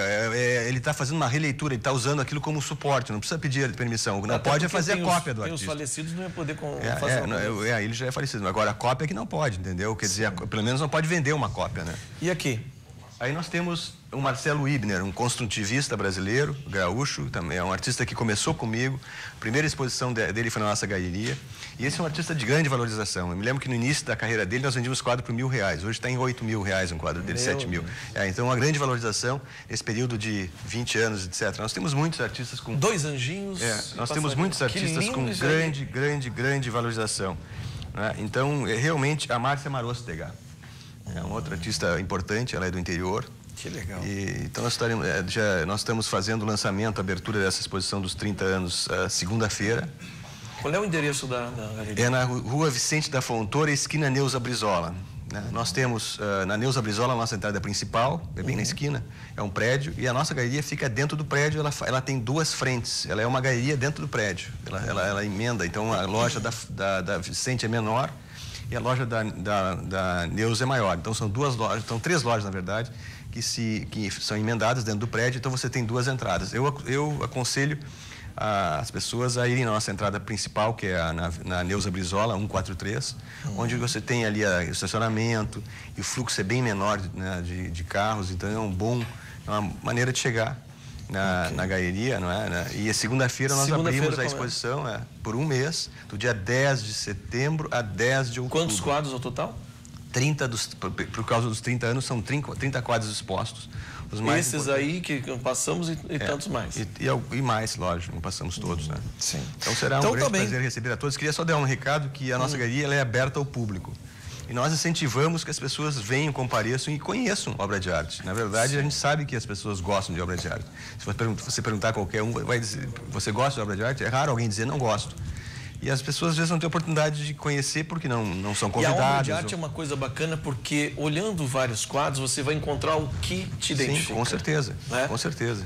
Isso que é o bacana da obra de arte. Com certeza. Não tenha um quadro que você não pare e olhe. E eu quero fazer o convite aqui a vocês que não têm a oportunidade de conhecer ou ainda não foram, que façam deem o primeiro passo, que lá vocês realmente serão bem recebidos. Então, Vicente da Fontoura 2600 ou Neuza Brizola, Avenida Neuza Brizola 2143. É num prédio, embaixo de um prédio, numa esquina, não é? Muito fácil chegar, e estacionamento pela Neuza Brizola na frente da galeria. Então é um lugar aberto a vocês aí que queiram aprofundar conhecimento em obras de arte contemporâneas gaúchas e brasileiras. 30 anos da Galeria Bublitz, Nicolas Bublitz Marchand, fundador da galeria. Muito obrigado, foi um papo maravilhoso. Eu também, presente. Vamos ver se a gente traz o Flávio. O Flávio tem que amarrar ele. Eu vou falar com ele, eu visito ele bastante. Eu falar que tu falaste disso, daí de repente eu te ligo e a gente marca. Eu faço o pai dele, eu faço o personagem do pai dele. Não, isso é uma bobagem, tu vai plantar tu sai bem de pai do... Vou fazer o alemão, o pai dele. Muito legal. Tudo bem. Obrigado pelo espaço aqui, viu? Nós temos mais entrevista e mais cultura. Agora é teatro, Lilian Belim. Vamos direto pro break? Então tá, depois a Lília volta com o teatro aí. Já voltamos.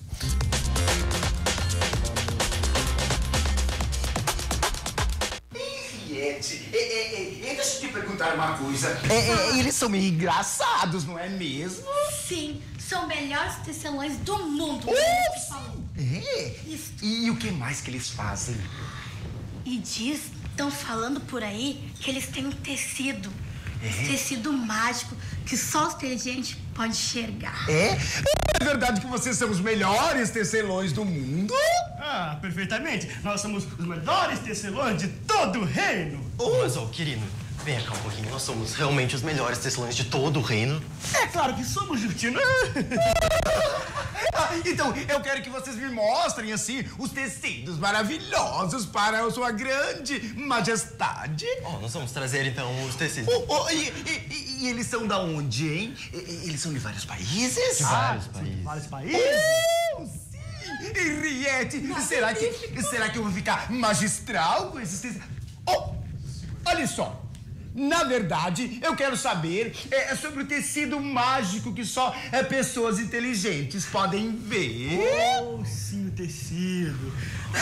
Será que nós devíamos? Eu não sei se nós devíamos, não sei se Vossa Majestade está à altura deste tecido. À altura de tal material? Muito bem, olha aí, a gente acabou de ver uma cena do espetáculo A Roupa Nova do Rei, que estreia amanhã aqui em Porto Alegre no Teatro Newton Filho. Para falar um pouquinho sobre ele, está aqui o elenco e também o diretor, Newton Filho. Tudo bom? Bom dia. É um maior prazer estar aqui com vocês, isso para nós é uma grande felicidade. E a gente, quando nasce um filho novo, a gente quer mostrar para todo mundo, né? E esse é um filho que está nascendo e a gente gostaria de convidar vocês todos para assistirem esse espetáculo no sábado e domingo, às 16h. A partir de amanhã, mas vai ficar em cartaz vários dias. Isso, a gente fica até o final de setembro, dia 30 de setembro.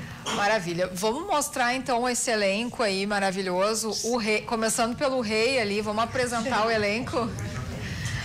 Pode ser, Newton. O rei é o Iro Matos, aí a governanta é a Sheila Santini, o Giovanni dos Santos é um dos tecelões e o Bruno também é o outro tecelão.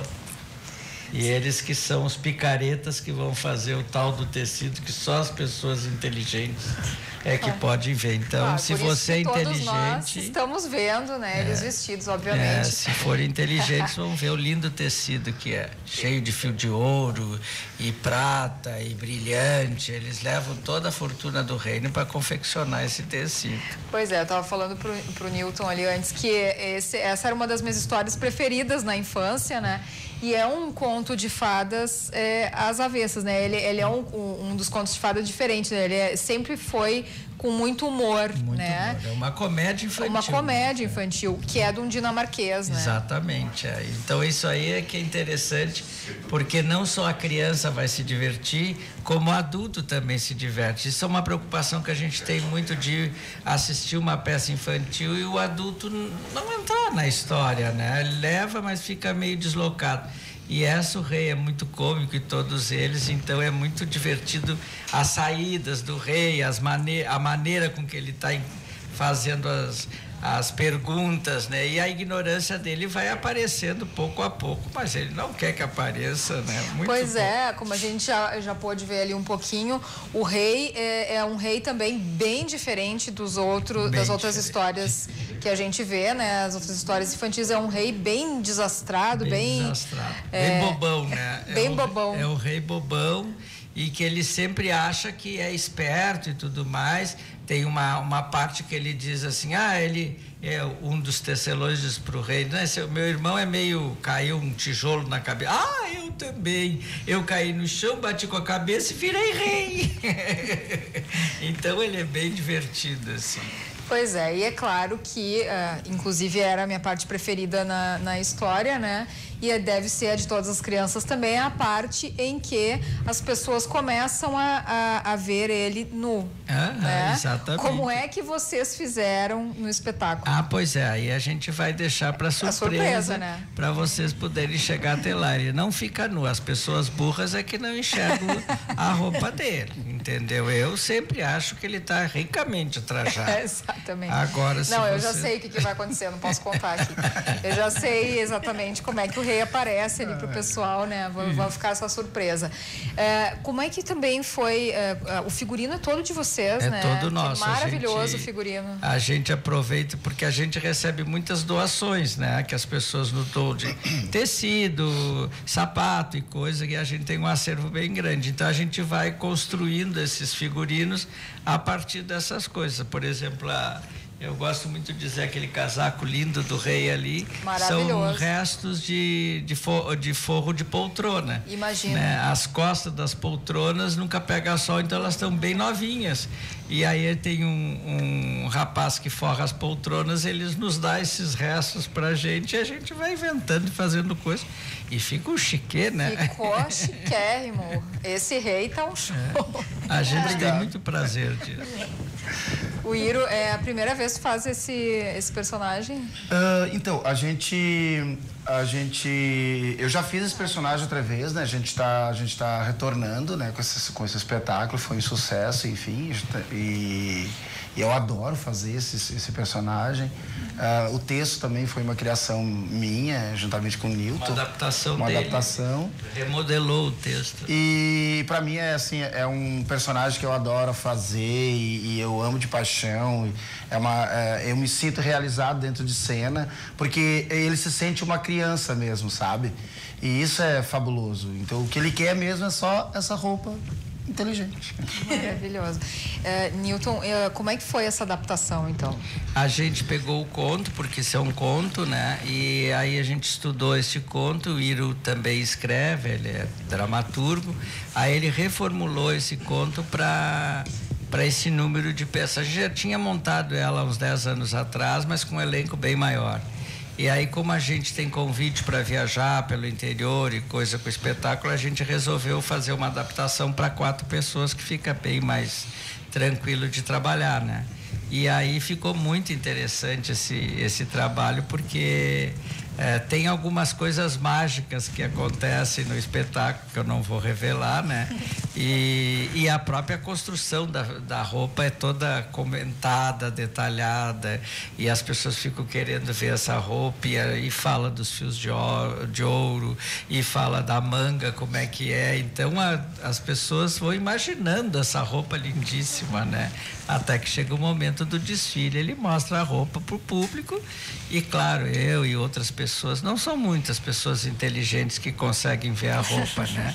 A maioria não consegue ver. Pois é, a gente tocou justamente no figurino porque ele é um fator fundamental nesse espetáculo. Exatamente. Né? Que a roupa do rei é o centro das atenções. Centro das atenções, né? Tudo vai girar nesse sonho dourado desta roupa fantástica que ele vai ter que fazer para o desfile real que vai ter daqui a pouco, né? E aí as crianças que são mais ingênuas é que vão revelar o segredo. Mas o bacana é que não é só para crianças, assim, né? Dá para os adultos assistirem e darem muita risada. É o mais interessante que a gente fez um ensaio aberto com criança e adulto, porque eu sempre procuro fazer isso para testar algumas coisas e tudo. Os adultos às vezes riam de mais coisa do que as crianças, porque tem coisas subentendidas que as crianças não entendem, mas os adultos pegam no ar, assim. Exatamente. Então é muito divertido, assim. Foi muito boa essa experiência do ensaio. Maravilha. Bom, para lembrar então a história de um farsante. Exato. Que se passa por alfaiate. Por alfaiate. São 2 farsantes, são irmãos. Né? Tu vê como eles são muito parecidos, né? Os 2 são irmãos, esses 2 tecelões são irmãos. E por um anúncio do rei, eles chegaram até o palácio. E eles, na realidade, eles não são muito tecelões. Exato. Esses são os dois danados da história ali. Exatamente. E ela ali é muito cômica também. Ela é ótima, porque ela cria as dúvidas todas. E o rei fica furioso quando ela cria dúvidas. Mas eu não sei para que tanta coisa, para que levar mais ouro? E não sei. Eu não sei o que está acontecendo. Aí ele manda ela ver. Aí ela fica perdida, né? Porque ela vai lá para ver a roupa e tem que voltar contando maravilhas da roupa, né? Maravilha. Bom, vamos fazer então um convite para o pessoal, tanto adultos como crianças. Então a gente convida vocês todos, né, para sábados e domingos de setembro, às 16 horas, a gente está lá esperando vocês com muito carinho, muita atenção e esperando que vocês venham se divertir.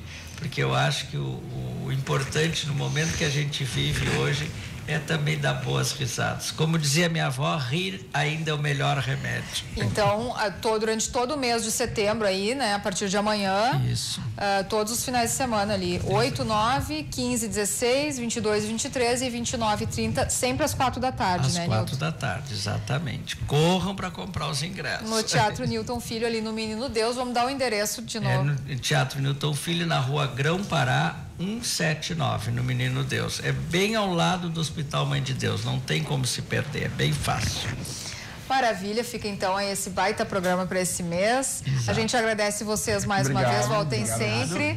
E sucesso nesse espetáculo. E nós também queremos agradecer muito essa oportunidade de estar aqui com vocês, que para nós é uma grande alegria conhecer e estar participando dessa nova emissora que tem tudo para ser um grande sucesso. Muito obrigada novamente.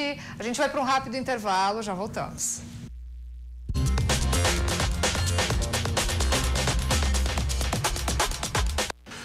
Muito bem, o Rio Grande Movimento está de volta. Lilian, você já imaginou criar mais de 10 crianças ao mesmo tempo?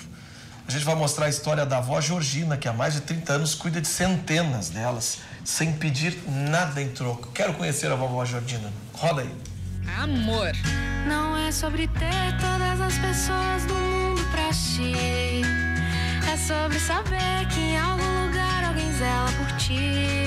Muito amor é o sentimento da vó Georgina com todos os filhos de sangue, de coração e com toda essa criançada que vive em uma vila na zona sul de Porto Alegre. Tudo começou lá em 1982, há 36 anos, quando a dona Georgina saiu de Bagé e veio morar em Porto Alegre. Ela e o ex-marido alugaram uma peça na zona norte aqui da capital. Então ela decidiu trabalhar cuidando de crianças. Mas quando se deu conta, já era criando 14 pequenos. Eu botei uma placa no portão da casa, cuida-se de criança. E as mães foram trazendo. Finalmente não vieram buscar. Quando eu me dei de conta, eu tinha 14 filhos. O Nelson foi um desses filhos de coração, criados pela dona Georgina desde os 7 anos de idade. A mãe, para mim, é tudo. A sabedoria que ela tem hoje, muitos não têm, sabe? As pessoas acham que dinheiro, sabe, ambição, sabe, não é só porque tu mora na vila, tu tem que fazer esse coitadinho. Não, cara, quer trabalhar, quer ter outras coisas, te levanta cedo, vai trabalhar, todo mundo trabalha. E é com alegria que a dona Georgina, que hoje tem 71 anos, conta toda a história de vida e de superação. Não foi fácil chegar onde está hoje, mas nada abalou a determinação e o foco, ajudar aqueles que precisam. E para mim é o amor mais importante, porque na vida da gente, como eu digo para minhas filhas, e até hoje eu digo para os filhos de criação, o dinheiro não é tudo. O dinheiro é o nosso maior inimigo, porque ele é inimigo e amigo ao mesmo tempo. Porque com o dinheiro, tu perde até uma vida. Até por R$1 tu morre. E sem ele, tu não tem como viver. Tu precisa dele para sobreviver. Então eu digo para elas assim, a gente tem que lutar para vencer. Mas sempre queira o que é de vocês. E o que não é de vocês não interessa. E se alguém aqui bater na porta, minha filha, de braços abertos, receba. A Ana Carla foi a primeira filha. Enfrentou as dificuldades junto com a mãe e hoje trilha o mesmo caminho, participando do projeto Cantinho da Vó Georgina. A gente passou por muito, sim, não foi fácil para chegar até aqui, né? Não foi fácil, já passamos fome, já catamos lixo, Mas, enfim, ela nunca deixou que a gente perdesse a autoestima. Ela sempre esteve ali com a gente, apoiando nos momentos difíceis, nos melhores, nos piores momentos. Ela sempre foi a mãe e o pai. Então a gente só tem a agradecer, somente mesmo agradecer. Mais de 150 crianças estão inscritas no projeto, que não recebe nenhuma ajuda do governo. Tudo é feito somente com doações. A gente oferece para eles reforço escolar, eles têm um dia da horta, eles têm um dia que eles vão na igreja, tem aula de violão, tem um dia do futebol. A gente oferece para eles as 4 refeições. Depois tem um trabalho com as mães, que acontece segunda, quarta e sexta, onde elas vêm para cá também, trazem seus filhos menores. Aí eles ficam de um lado da sala, elas ficam no outro aprendendo a bordar, a costurar.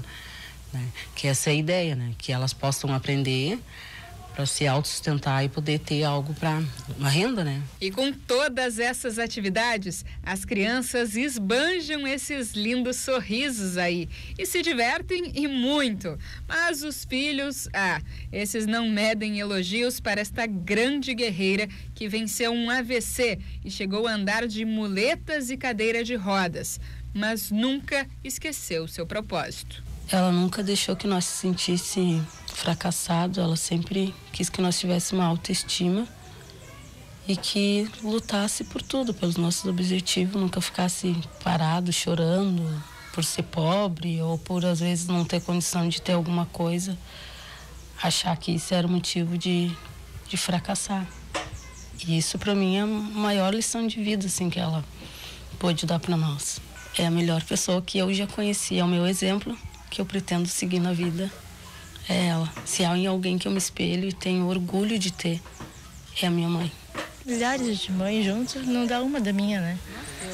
Porque ela é o exemplo de mãe, de vó, de tudo uma coisa só. Eu tenho que falar da minha mãe. Quem quiser ajudar pode entrar em contato pelo telefone 51 3108 4990. Doar material de limpeza, material escolar e alimentos diretamente no local, ou então depositar qualquer valor na conta corrente do Banco Sicredi, agência 0116, conta 010132. E assim, quem agradece é toda essa criançada. E a gente é só passageiro, prestes à parte. E agora o assunto eleições 2018, nós seguimos assistindo aqui no Rio Grande em Movimento a série de reportagens que mostra um resumo das entrevistas dos candidatos a governador do estado do Rio Grande do Sul no programa Cruzando as Conversas, aqui na RDC TV. E hoje a gente vai assistir do candidato Jairo Jorge. Assista. Minha proposta é um conselho de estado, onde o governador vai chamar a Brigada Militar, a SUSEP, o IGP e a Polícia Civil, que vão sentar com o governador. Hoje eles estão embaixo do secretário da Secretaria de Segurança. Eles vão estar no conselho diretamente com o governador. Neste conselho vai ter o assento do secretário, ou a pessoa que for responsável pela segurança. Vamos chamar também Ministério Público e Poder Judiciário, porque é preciso sinergia. E vamos chamar os prefeitos, das 20 maiores cidades do Rio Grande do Sul. Veja, um conselho de estado. Esse conselho vai ter a missão de concatenar, elaborar rapidamente um plano de segurança, que eu já faço aqui, apresento algumas ideias. Primeiro, nós temos que usar inteligência e tecnologia. Isso vai ajudar nesse momento que a gente precisa ampliar o efetivo, nós temos essa dificuldade, mas com câmeras, com cerca eletrônica, com tecnologia, nós podemos enfrentar o crime, com inteligência. Segunda medida, nós precisamos maior integração policial. Isso vale para as forças de segurança, mas vale também para forças importantes como as guardas municipais. Hoje não há essa integração.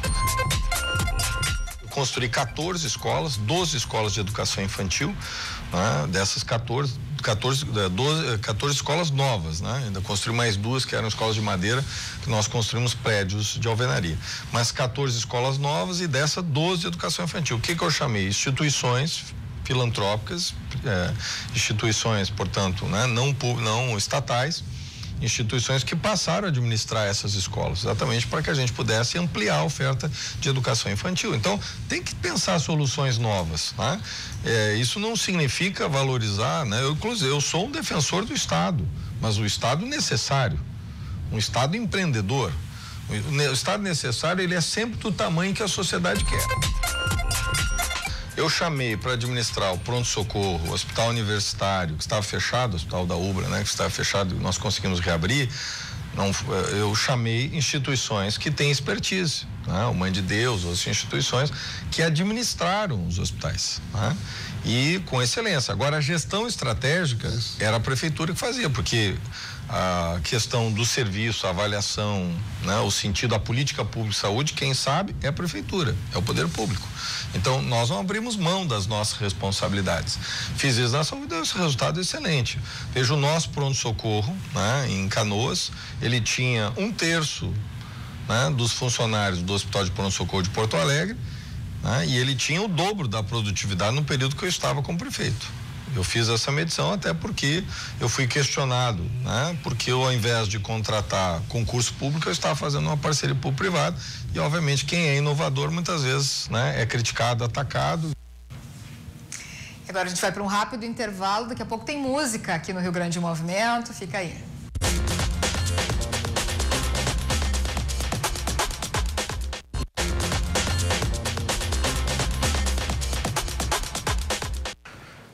Como eu estava te falando, a TV é assim, né?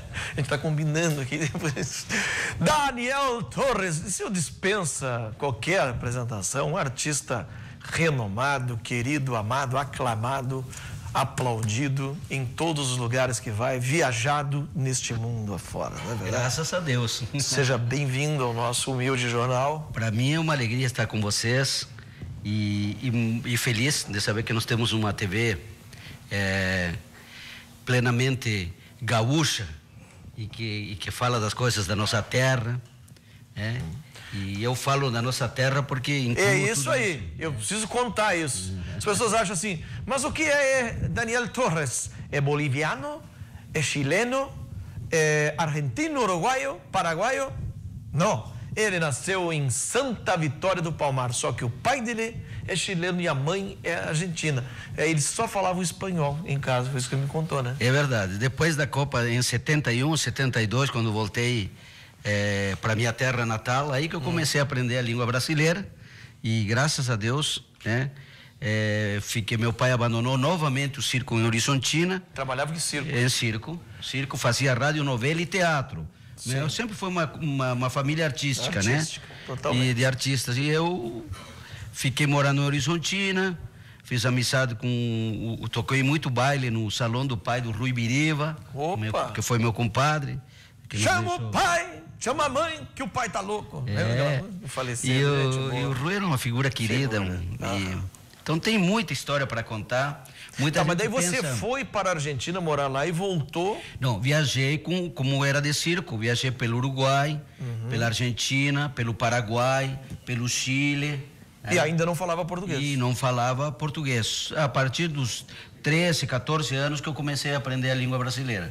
Viu só? Ele é brasileiro, nasceu em Santa Vitória do Palmar, mas só que a mãe argentina, o pai chileno falavam só espanhol dentro de casa, eles viajavam, eram de circo, e ele vai aprender então. É até meio parecido com as pessoas de origem alemã, que moram no interior do Rio Grande do Sul. Exato. Minha avó aprendem a falar o dialeto alemão. Sim. Ou até o pessoal de Guarani das Missões, que são pessoas de origem polonesa também. Sim. Falam o idioma polonês e aí ficam, né? Ficam com sotaque. Ficam com sotaque a vida toda, cara. Mas esse é teu charme, cara. Se tu perder isso aí, tu não é o Daniel Torres. Se tu me vier aqui falar o português certinho, não, vai embora. Tu é clone, vai embora daqui. Daniel, prazer te receber. Vamos ouvir uma música que afinece desta voz. Vou fazer uma música inédita que eu fiz para minha filha, a Daniele. Opa, então, que idade tem a Daniele? Hoje minha filha está com 25 anos e eu fiz uma música em parceria com Caia Santos. Presta bem atenção na letra aí, que é legal. Vamos lá então.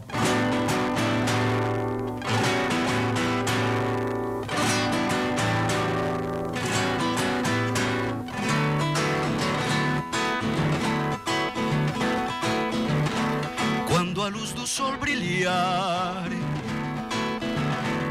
violões, canções ciganas, melodia sobre amor, alegria de uma flor se abrindo para quem ama. Quando a luz do teu olhar por a rede dos meus sonhos. Serei o som do próprio amor, castelhano cantador, em noites claras de outono. Pra você quero cantar com meu flamenco coração. Violões, canções ciganas vão mostrar minha paixão. Melodia sobre amor, do meu amor tu vais ouvir. Violões, canções ciganas pra você vou repetir. Quando a luz do sol brilhar, violões, canções ciganas, melodia sobre amor, alegria de uma flor se abrindo pra quem ama. Quando o brilho do luar desses teus olhos castanhos mudar o rumo dos meus pés, cantarei a todos que tu és a Daniele que eu amo. Pra você quero cantar com meu flamenco coração. Violões, canções ciganas vão mostrar minha paixão. Melodia sobre amor, do meu amor tu vais ouvir. Violões, canções ciganas,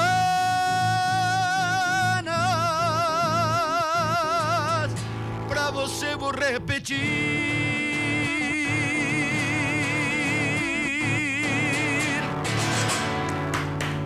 Bate palma aí, ó. Que linda essa letra, cara. E que voz, né? Ritmo, melodia, letra. Esse cara tem tudo. E aí, muitos shows, né? Graças a Deus. Sempre trabalhando, me preparando agora para novembro. Que idade tem a Daniela? A Daniela está com 25 anos. 25? Estou me preparando para novembro novamente. O ano passado eu fiz um show no Teatro São Pedro, que foi uma loucura. Voltou gente porque não tinha mais lugar. E lá, pelo meio do espetáculo, eu inventei de perguntar para a plateia o que eles achavam se eu fizesse um show de tangos e boleros. Opa! E aí o telefone não parou mais. Dia 14 de novembro estou voltando ao Teatro São Pedro, né, com alguns convidados. Daniel Torres canta América, tangos e boleros. Então estou muito feliz viajando. Agora estou indo para Camboriú, depois Frederico Westphalen, Cruz Alta. Olha, estou correndo por aí. Sarau, estão me falando em sarau. O que é o sarau? Tem o dia 12 de setembro, né? Os saraus já sobre a Semana Farroupilha, na esplanada da Assembleia Legislativa, né? Estarei eu e meu grupo, minha banda, quarta-feira cantando coisas do meu Rio Grande do Sul. Que coisa linda. Querido, vou te deixar aqui, canta mais uma música aí pra gente encerrar o programa. Nós vamos ficando por aqui, você vai ouvir o Daniel, mais uma música. Amanhã tem mais Rio Grande em Movimento. É uma honra receber você aqui. Gostaria que você viesse outra vez aí pra gente tocar mais. Pode contar comigo. E eu vou terminar cantando, assim, de improviso aqui, fazendo uma homenagem muito especial a uma pessoa que, quando me encontrava, era uma pessoa muito querida, que nos deixou, Paixão Cortes. Verdade. Fazer uma homenagem a ele, então. Tchau. Rio Grande do Sul, o gaúcho quer cantar a querência, o céu azul, os verdes campos e o mar, e as mulheres que são belas, as calmas noites dos rincões, o céu bordado de estrelas, manto de heróis e tradições,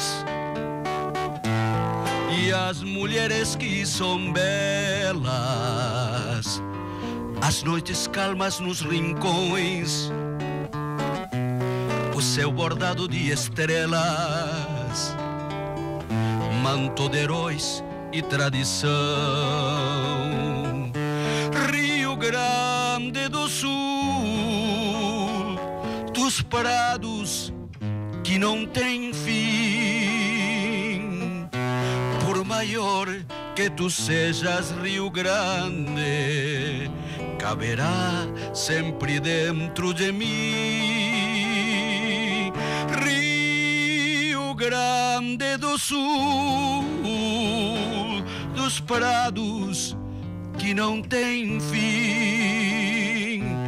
Por maior que tu sejas, Rio Grande, caberá sempre dentro de mim.